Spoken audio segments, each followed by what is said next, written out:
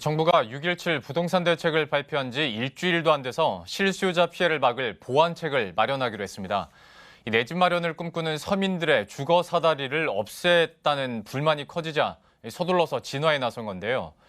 전세 대출 회수 예외 조항을 추가하고 또 무주택자 대출 한도를 확대하는 방안이 거론되고 있습니다.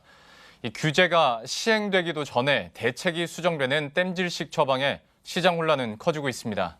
김희슬 기자의 보도입니다.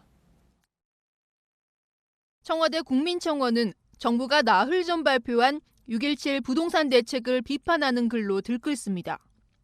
대부분 실수요, 무주택자에게 가혹한 규제라는 호소입니다.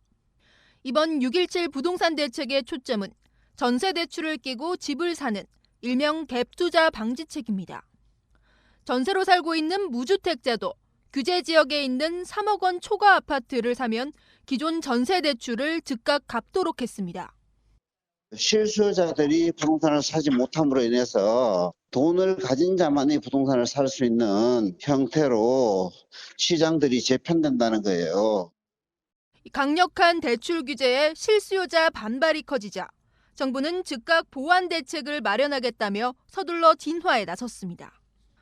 전세 대출의 경우 분양권이나 입주권에 대해서는 구입하더라도 즉각 회수 규제를 적용하지 않고 또 연립이나 다세대 주택, 빌라 등은 전세 대출 규제에서 제외하기로 했습니다. 새로 산 집의 기존 세입자가 임대차 기간이 남아 입주가 어렵다면 전세 기간 만료 시까지는 대출 회수를 유예할 방침입니다. 전문가들은 정부가 무주택자를 대상으로 대출 규제를 완화하는 확실한 카드를 꺼낼 것으로 관측하고 있습니다.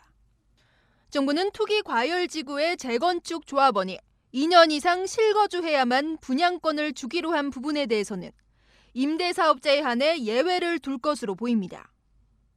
앞서 정부가 각종 세제 혜택을 주면서 임대사업자 등록을 권한 만큼 자칫 정책에 협조한 이들이 피해를 입을 수 있다는 지적 때문입니다. 정부는 보완책을 마련하겠다면서도 풍선 효과가 나타나면 모든 가용수단을 동원하겠다며 추가 대책 가능성을 시사했습니다. 머니투데이 방송 김희슬입니다.